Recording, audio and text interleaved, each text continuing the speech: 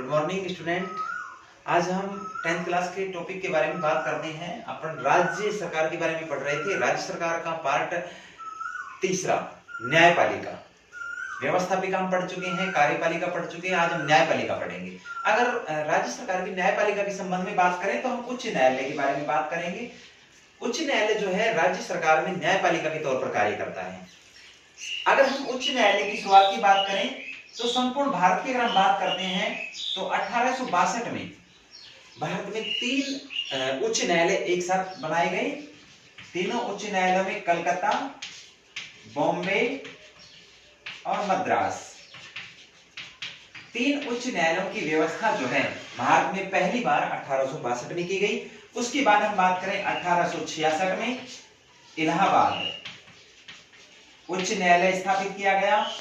वर्तमान की अगर हम बात करें तो संपूर्ण भारत में 24 उच्च न्यायालय हैं। इसका मतलब क्या हुआ कि एक उच्च न्यायालय का कार्य क्षेत्र एक राज्य भी हो सकता है, 2 राज्य भी हो सकते हैं, 2 से अधिक राज्यों को भी एक उच्च न्यायालय के कार्य क्षेत्राधिकार के अंदर रखा जा सकता है।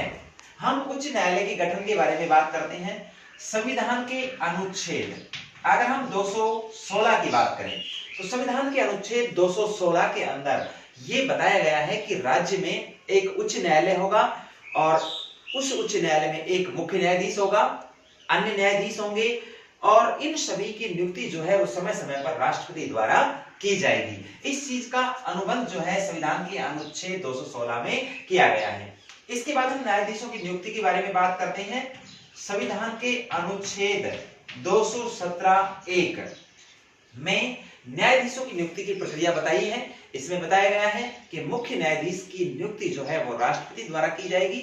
इसके बाद मुख्य न्यायाधीश की सलाह के आधार पर अन्य न्यायाधीशों की नियुक्ति राज्यपाल की सहमति के आधार पर कॉलेजियम पद्धति के आधार पर उच्च न्यायालय के न्यायाधीशों का चयन किया जाएगा। ये भारतीय संविधान के अनुच्छेद 217(1) में दिया गया है। अब इसके बाद अपन बात करते हैं योग्यताओं की। वो भारत का नागरिक हो, किसी भी न्यायालय में वो 10 वर्ष तक न्याय के पद पर कार्य कर चुका हो या फिर 2 या 2 से अधिक उच्च न्यायालयों में वो 10 वर्ष तक वकालत कर चुका हो, ऐसे व्यक्ति को राज्य के उच्च न्यायालय में न्यायाधीश के तौर पर नियुक्त किया जा सकता है।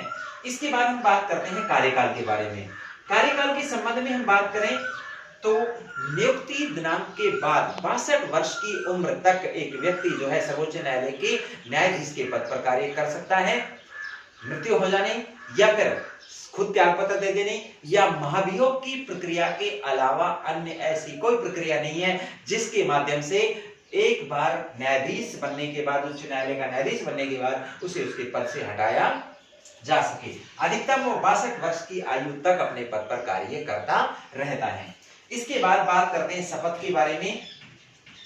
संविधान के अनुच्छेद 219 में ये व्यवस्था की गई है कि राज्य के उच्च न्यायालयों के मुख्य न्यायाधीश और उसके बाद मुख्य न्यायाधीश के आधार पर अन्य न्यायाधीशों को शपथ दिलाने का कार्य जो है वो किसका होगा? राज्यपाल का होगा। ठीक है। इसके बाद हम बात करते हैं वेतन भत्तों की। मुख्य न्यायाधीश को 90,000 वेतन और अन्य भत्ते, रहने की सुविधा इत्यादि प्राप्त होते हैं, जबकि अन्य न्यायाधीश जो हैं उनको 80,000 रुपए मासिक वेतन प्राप्त होता है।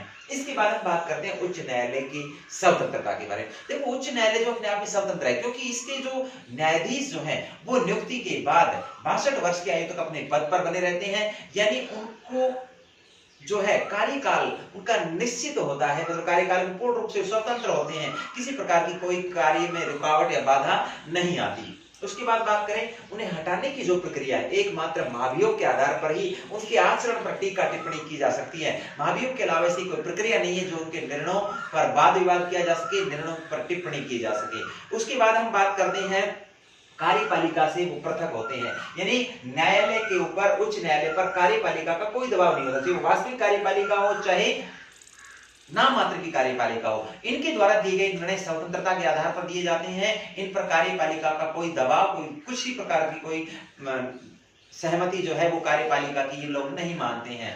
इनका कार्यपालिका से ये पूर्ण रूप से क्या होते हैं, पृथक होते हैं। इनका कार्यकाल निश्चित होता है और नियुक्ति की जो प्रक्रिया है वो भी एक विशेष प्रक्रिया है, यानी कॉलेजियम पद्धति के आधार पर इनको नियुक्त किया जाता है, जिसमें राष्ट्रपति और राज्यपाल की परामर्श के आधार पर इनकी नियुक्ति होती है। कहने का मतलब ये हुआ कि इन पर किसी भी प्रकार की ये पूर्ण रूप से न्यायालय स्वतंत्र है, कार्यपालिका से पृथक है, टीका टिप्पणी नहीं हो सकती।